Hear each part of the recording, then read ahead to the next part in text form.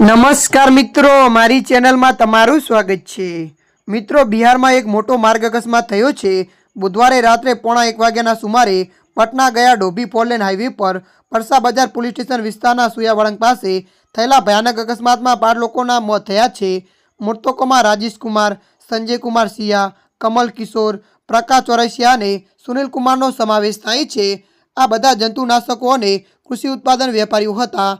આ અકસ્માત ત્યારે થયો જ્યારે એક ઝડપી ગતિએ આવતી ગ્રાન્ડ વિટારા કાર પાછળથી આગળ વધી રહેલી ટ્રકમાં પાછળના ભાગે ઘૂસી ગઈ હતી।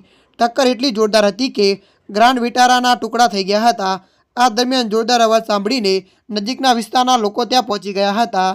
મળતી માહિતી અનુસાર આપને વધુ જણાવી દઈએ કે પટના ગયા ડોભી ફોરલેન હાઈવે પર થયેલા ભયાનક અકસ્માત બાદ 5 ઉદ્યોગપતિના મુદ્દે કારમાં ફસાઈ ગયા હતા। આ રસ્તા પરથી પસાર થનારા જે કોઈ પણ વ્યક્તિ અકસ્માતનું ભયાનક દ્રશ્ય જોયું તે ચોંકી ગયા હતા। ગ્રાન્ડ વિટારાના કારના ટુકડા થઈ ગયા હતા। કારમાં ફસેલા મુદ્દીઓને કટરથી કાપીને બહાર કાઢવામાં આવ્યા હતા। બધા મુદ્દીઓ વિકૃત હાલતમાં મળ્યા હતા। ત્યારે મિત્રો, હાલ માટે આટલું। મળીશું નવી અપડેટ સાથે। જો તમને અમારો વિડીયો પસંદ આવે, લાઇક, શેર અને સબસ્ક્રાઈબ કરી નાખજો। ધન્યવાદ।